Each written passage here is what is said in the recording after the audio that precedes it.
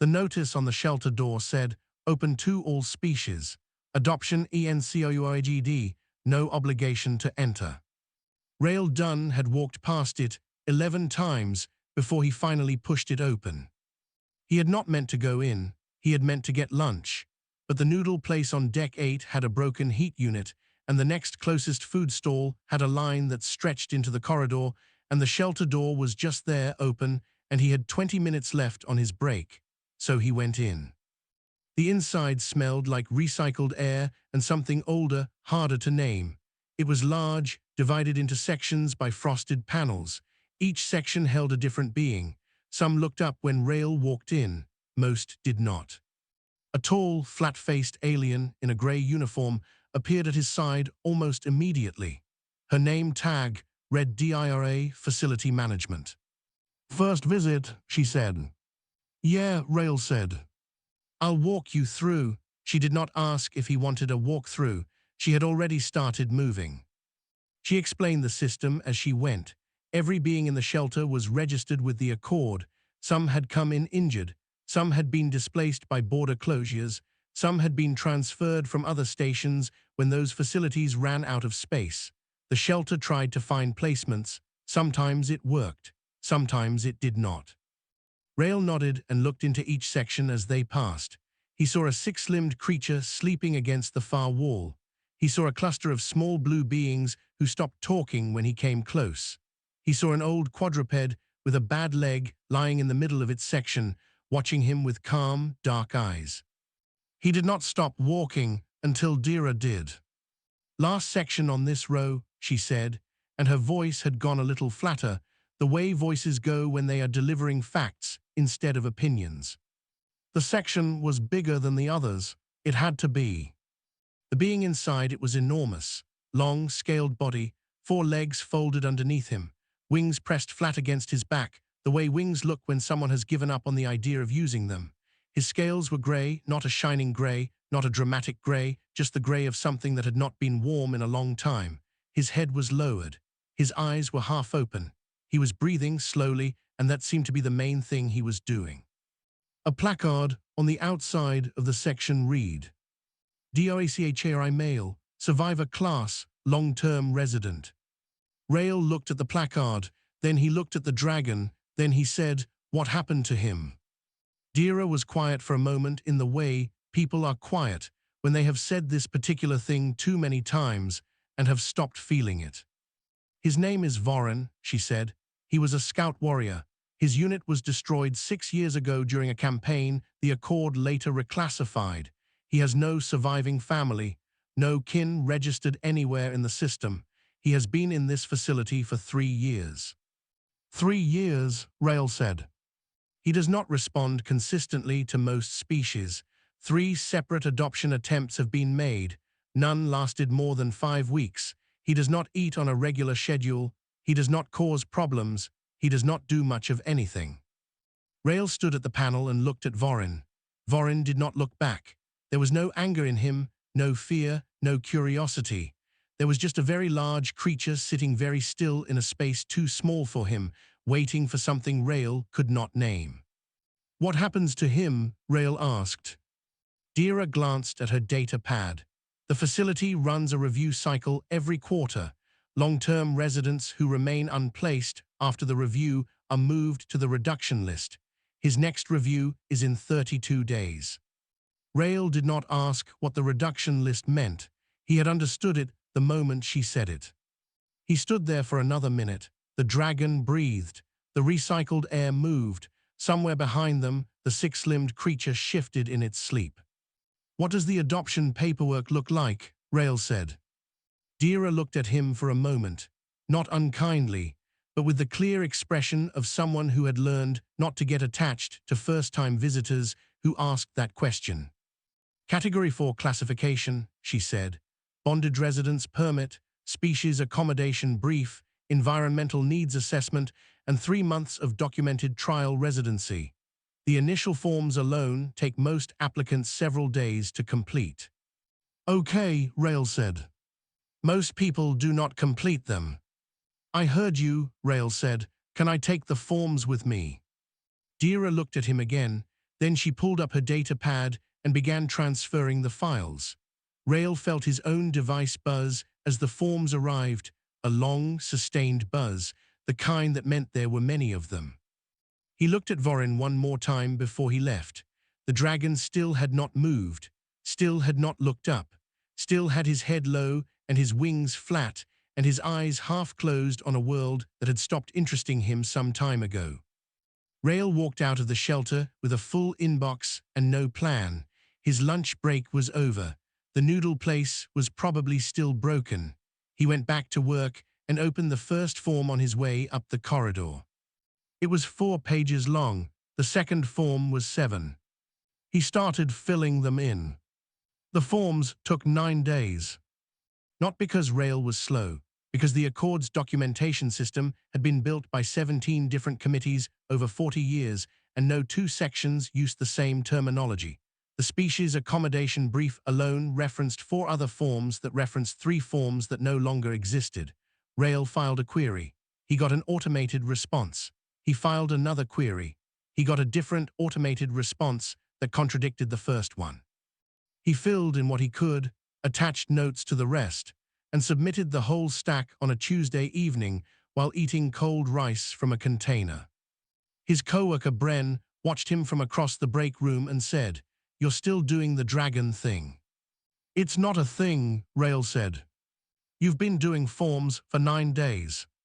They're long forms." Bren stared at him. "Why?" Rail thought about it. Then he said, "He had 32 days. Now he has 23. Someone has to do something." Bren did not have an answer for that. He went back to his meal.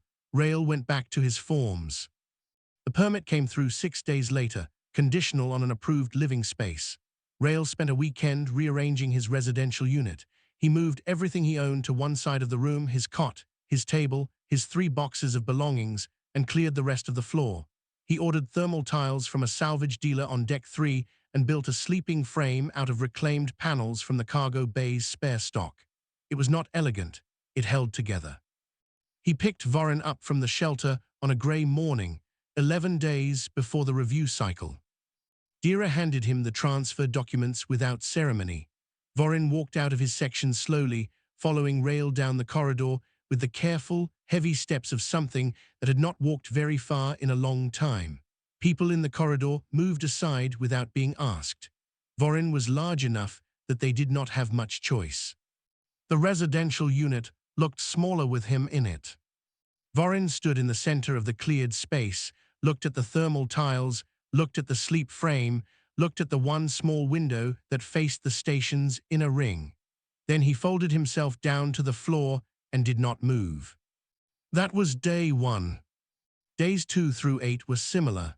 Vorin ate when Rail put food nearby, not enthusiastically, not gratefully, just mechanically, the way a system runs a process because it has not been told to stop. He slept a great deal. He did not speak. He did not look at Rail directly. Rail talked anyway. He talked about his shift, about a cargo pallet that had been mislabeled and sent to the wrong deck, about the fact that the noodle place on deck 8 had finally fixed its heat unit. He talked about nothing, in the even, unhurried way people talk to themselves when they are comfortable with silence. He was not performing cheerfulness. He was just filling the space so it did not feel so empty. On day 5, he ran out of things to say and read aloud from a cargo manifest instead. 47 line items, each with a weight, a classification, and a destination bay. He read the whole thing. Vorin did not react. On day 6, Rail's neighbor knocked on the door to ask if everything was all right because she could hear something very heavy shifting around in there at night. Rail told her it was fine. She looked past him, saw the tip of a grey wing, and closed her own door very quickly. On day 9, Rail was making his morning cup of coffee when Vorin spoke. The voice was low and rough from long disuse. It came from the floor, from the big grey shape that had barely moved in over a week. "You are wasting time," Vorin said, "on something that will not recover." Rail looked at him. Vorin was not looking at him. He was looking at the wall. "Maybe," Rail said, "but it's my time to waste." He poured his coffee. He sat down at his small table. He did not make a big thing of it. He did not act as though something had just happened, even though something had. He drank his coffee and looked at the cargo manifest on his data pad and let the silence settle back down on its own terms. The next morning, Vorin had moved. He was no longer in the far corner. He was closer to the middle of the room, near the edge of Rael's side, not close enough to be deliberate, but close enough to be noticed. Rael noticed. He did not say anything about it. On day 12, Vorin ate while Rael was still in the room, instead of waiting until Rael had stepped out. On day 15, he answered a direct question. Rael had asked if the room was too warm, and Vorin had said, after a pause, no. It was not much, but it was something. And Rael, who had grown up in a family where progress was measured in small reliable things rather than large dramatic ones, understood that something was enough to keep going. He submitted his 30-day interim report to the Accords residency office on day 31. 14 pages, complete, every field filled in correctly this time. He got an automated confirmation. He filed it and went to work. Vorin was sitting near the window when he left. He was looking out at the station's inner ring. His eyes were open. Fully open. It started because Rael asked a simple question and could not get a simple answer. Vorin had mentioned his unit once, briefly, in the way people mention things they are used to carrying alone. He had said their name, the 7th Drachari Scout Formation, and then stopped, and Rael had not pushed. But later that evening, while Vorin slept, Rael typed the name into the Accords public records system. The result came back in 4 words: Classification Level 5, Restricted. Rael sat with that for a while. A scout formation, classified, restricted, 6 years after the campaign was supposedly over. He filed a public information request the next morning. Standard form, standard language. 10 days later, he received a standard denial. The record was closed under Accord Security Directive 7, which covered information deemed sensitive to inter-system stability. No further explanation. Rael filed a second request, asking specifically for the classification justification. He received a response that cited the first response. He printed both responses and put them on his table and looked at them over breakfast. "You are doing the face," Vorin said from across the room. "What face?" "The one that means you have decided something." Rael looked up. Vorin was watching him fully, directly, which still felt new enough to notice. The dragon had been doing that more lately, watching, paying attention. "I looked up your unit," Rael said. Vorin went still. "The records are sealed," Rael said. "I want to know why." There was a long silence. Then Vorin said, "Leave it." "I don't think I can. It will cause you problems." "It's already causing me problems," Rael said. "I've filed 2 requests and gotten 2 non-answers. That's not closure, that's a wall. Walls usually mean something's behind them." Vorin looked at him for a long time, then he looked away. He did not tell Rael to stop again. That, Rael had learned, was as close to permission as Vorin was built to give. He found Councillor Ness through an old Accord debate archive, a 3-year-old transcript from a governance session on displaced sentient welfare. Her name appeared 4 times. Each time she had said something that no one around her seemed to want to agree with. She had called the shelter system a managed disappearance. She had called the classification of survivor records a bureaucratic erasure. She had been outvoted each time and had kept talking anyway. Rael sent her a message. It was 2 paragraphs. He explained who he was, who Vorin was, and what he could not access. He did not ask for much. He just asked if she knew anything. She replied within a day. Her message was short, but it contained a private contact code and 1 sentence. "This is not a conversation for open channels." They spoke twice over the following week. What Councillor Ness told him was this: the campaign that destroyed Vorin's unit had not been a standard engagement. It had been a field test. A new Accord weapon system, one that had never passed full safety review, had been deployed in live conditions. 6 Drachari units had been sent into range of it. The units were told it was an enemy asset. They were not told it was theirs. 4 units were destroyed immediately, 2 suffered partial losses. The 7th was one of them. No one in those units had been meant to survive long enough to give testimony. Vorin had.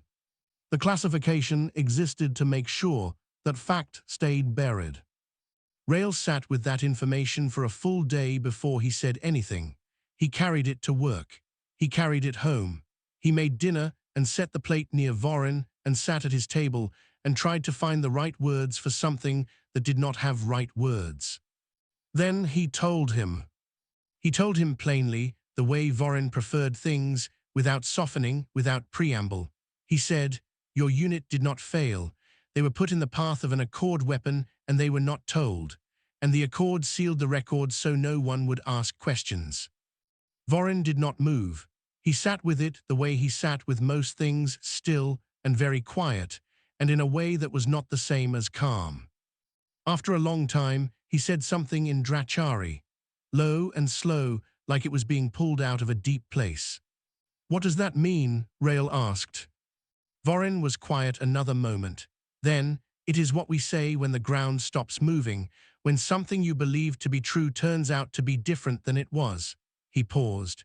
"There is no single word for it in your language." Rail did not say anything. He just sat there and let Vorin have the quiet. 3 days later, a message arrived from an office Rail did not recognize. The sender was listed as Accord Security Administrative Review. The message was polite, professional. It noted that his information requests had been flagged and that the relevant records remained restricted under Directive 7 and that further inquiry into this matter was not advisable. It was a polite message. It was not a request. Rail read it twice. Then he forwarded it to Councillor Ness with a single line underneath. They noticed. She wrote back, "Yes, that means you're close." He closed his data pad. Across the room, Vorin was watching him again. "Maury problems," Vorin said. "Yeah," Rail said. Vorin made a sound that was not quite a word. It was low and rough, and if Rail had to guess, and he was getting better at guessing, it sounded like it might have been agreement. The official document arrived on a Wednesday. It had 17 sections, a reference number, and a title that stretched across 3 lines. Rail read it once, then read it again more slowly, and by the end of the second reading, his hands were steady, but his jaw was tight. The Accord's residency override provision, used in cases of, he read the exact language, classified adjacent individuals whose continued private residence presents a potential risk to Accord information integrity. Vorin was to be transferred to a secure Accord facility. They had given Rail 10 days. Rail set the document down on his table. Then he picked up his data pad and called Councillor Ness. She picked up on the second signal. He read her the title of the document. There was a pause on her end. "That provision hasn't been used in 11 years, she said. "What does it actually mean?" Rail said. Another pause. "It means they're not waiting anymore. Someone senior decided your inquiry crossed a line." She was quiet for a moment. "Do you know what facility they're sending him to?" The document had a facility code, but no name. Rail read it to her. "I don't recognize it," she said. "That's not a good sign. I'll start working on a legal challenge today. You keep doing what you're doing. Document everything." Rail thanked her and closed the call. He sat at the table for a little while. Then he turned around and told Vorin. Vorin had been listening from across the room.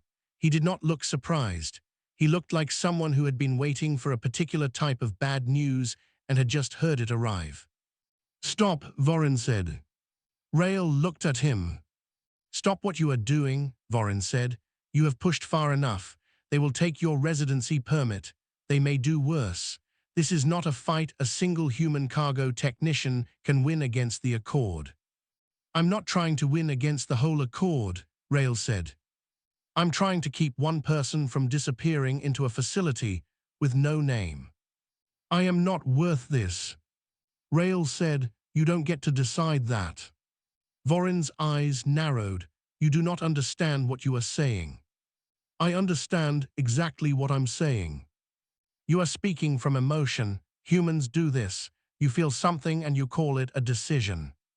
And you're speaking from a culture that taught you that asking for help is weakness, Rail said.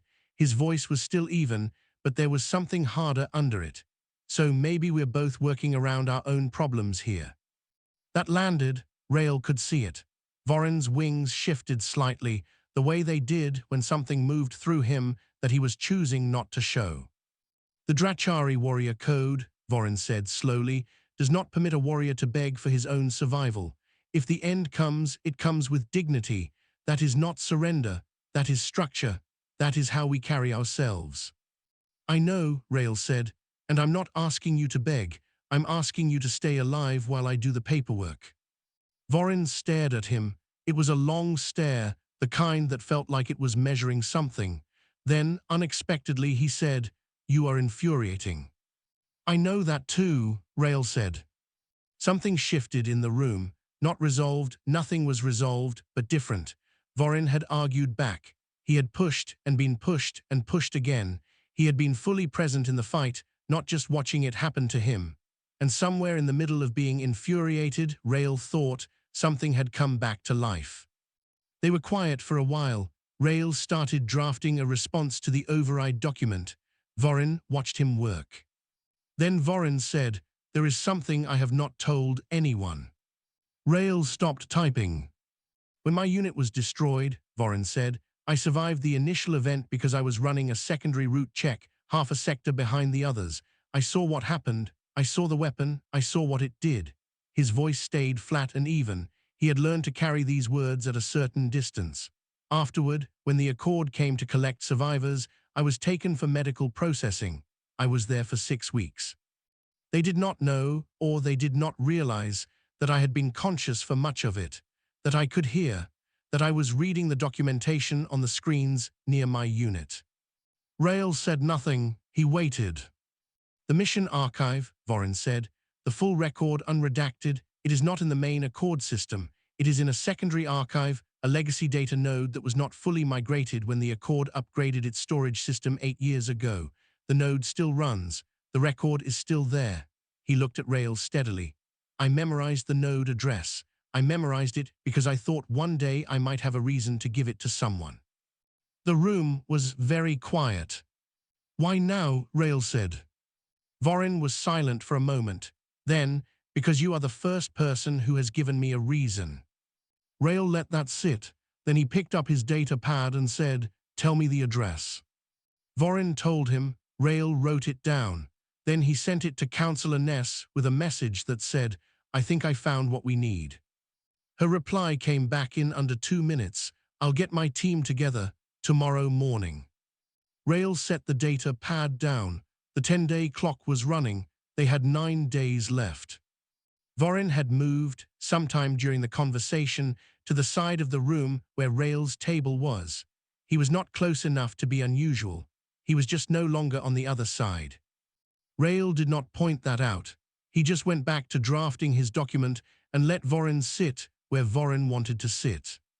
The node address was real.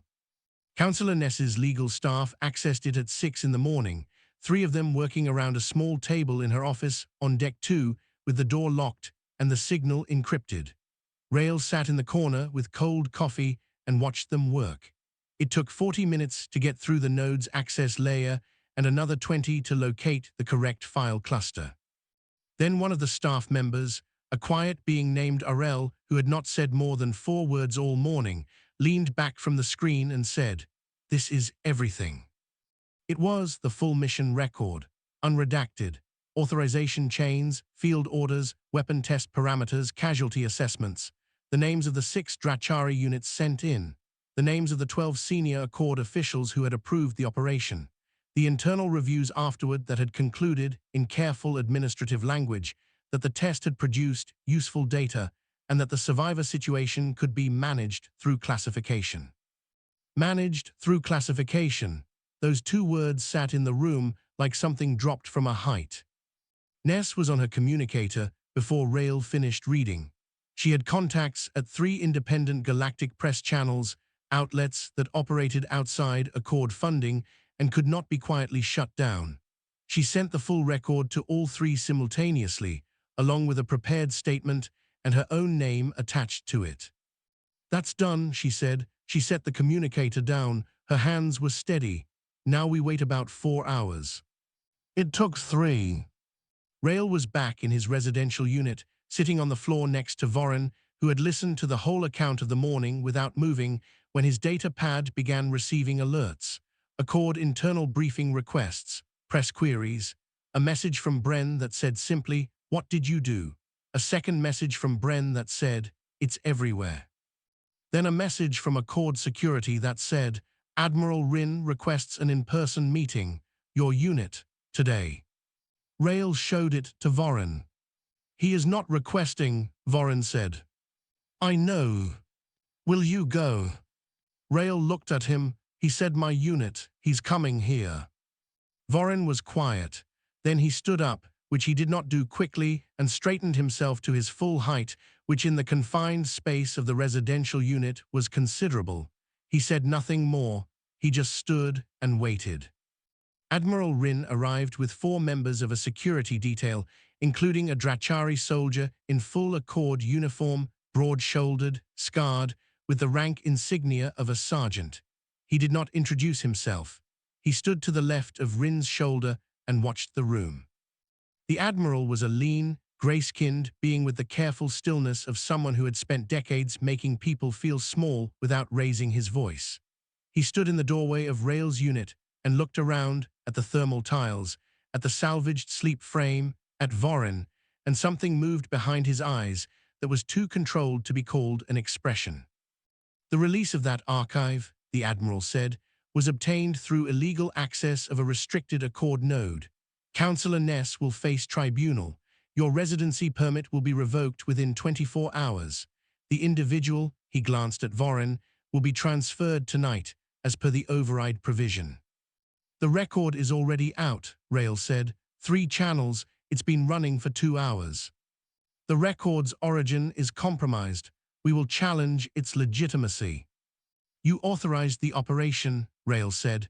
"Your name is on the 4th authorization layer. That's in the record too." The Admiral looked at him. The careful stillness did not change, but something underneath it did. Then Voren spoke. He spoke in formal Drachari military register, a mode Rail had never heard from him before. The words were structured, deliberate, each one carrying the weight of a tradition built over centuries of warrior culture. Even without the translation coming through his earpiece, Rail could feel the difference in it. This was not conversation. This was testimony. The translation ran a half-second behind. "I am Voren, 7th Drachari Scout Formation, survivor. I state my rank. I state my unit. I state my service record. I was present at the engagement designated Operation Sillon. I witnessed the deployment of Accord Weapon System 9 against my unit. I witnessed the deaths of my formation. I am the last living witness. I have been silent for 6 years. I will not be silent again." The room was very quiet. The security detail did not move. The Admiral did not move. The Drachari sergeant to the Admiral's left, the one who had not said a word since he arrived, looked at Voren. He looked at him the way you look at something you were told did not exist. His jaw worked once without producing sound. Then he stepped forward, away from the Admiral's shoulder, away from the detail. He went to one knee on the floor of Rail's small, crowded, tile-strewn residential unit, and he pressed his closed fist to the center of his chest, and he held it there. It was a Drachari gesture, old, formal, given only between warriors who recognized each other across something terrible. "We were told," the sergeant said quietly, "that there were no survivors." Voren looked at him. Something moved through his face that Rail could not fully read because he had never seen it there before. It was not happiness. It was older than that, more complicated, the look of something returning that had been gone long enough to feel permanent. "There was one," Voren said. The Admiral left. He gave no order. He simply turned and walked back into the corridor, and the rest of the detail followed him, and the door closed. The sergeant did not leave. He remained on one knee for a moment longer. Then he rose and stood and said nothing, because there was nothing that needed to be said. Rail sat down on the floor. His legs had gone a little unsteady. He had not noticed until just now. Nobody spoke for a while. The data pad kept buzzing with alerts. Rail turned it face down. Outside, on 3 separate press channels, the archive kept running. 6 months is not a long time for the kind of change that takes years to break. But some things had changed. Admiral Rin had been suspended pending internal review. That review had quietly expanded to include 3 senior directors, 2 of whom had already resigned without official comment. Councillor Ness had not faced tribunal. Her legal team had argued successfully that the node's content overrode the classification's legal standing, and the Accord's own review panel, made up of species that had long distrusted the military directorate, had ruled in her favor by a narrow margin. She had introduced formal legislation 2 weeks after the ruling, not just for Drachari survivors, for every sentient being that had passed through a shelter like the one on Deck 9 under similar circumstances. The legislation was still being argued. It would be for a while, but it was being argued. The shelter on Deck 9 had a new internal policy. Long-term residents were no longer automatically moved to reduction lists at the quarter review. Each case required individual written justification, reviewed by an outside observer. Dira had not publicly endorsed the change, but she had started keeping handwritten notes on each resident's file, small personal observations, written in a shorthand no one else used. She had not explained why. She did not seem to feel that she needed to. Rail's residential unit was still too small. He had been offered a larger unit twice, by station housing, once by a sympathetic administrator, once by Councillor Ness's office. He had turned both down. The reason he gave was that moving was inconvenient. The real reason, which he did not say out loud, was that Vorin had stopped sleeping in the far corner. He had started sleeping near the window, in a specific position that meant any rearrangement of the space would require him to shift his routine, and Rail had decided that the routine was worth more than the square footage. Vorin was not healed. Rail did not think in those terms. What Vorin was present. He ate at regular times. He argued about things, small things, the temperature of the unit, the particular cargo manifest Rail was complaining about, whether the food from the stall on Deck 8 had actually improved or whether Rail had simply lowered his standards. He had opinions. He expressed them. That was different from before. He had begun teaching. 2 young Drachari had arrived on Velan 6 weeks after the archive broke. Refugees from a border colony, both of them barely out of their first growth phase. They had heard Vorin's name through the kind of network that exists between scattered people who share something that almost destroyed them. They had come to find him. They did not have a specific request. They just came and sat outside the residential unit until Rail let them in, and then they sat in the only available space, which was between the thermal tiles and the salvage frame bed, and looked at Vorin. Vorin had looked back. Then he had said, in the old military register, but softer, without the formal weight of testimony, "What do you want to know?" And they had told him. He taught them 3 evenings a week now. The warrior protocols, the old names, the Drachari reading of star positions that had no practical navigation use anymore, but that meant something anyway. The unit was very crowded on those evenings. Rail ate his dinner on the floor with his back against the wall and listened to a language he did not understand and found, to his own surprise, that he did not mind at all. Sergeant Orath came once a month. He and Vorin did not talk much during these visits. They sat. Sometimes they ate. Sometimes Orath asked a question and Vorin answered it, and that was the whole visit. It was enough. Some things that have been broken for a long time do not recover through conversation.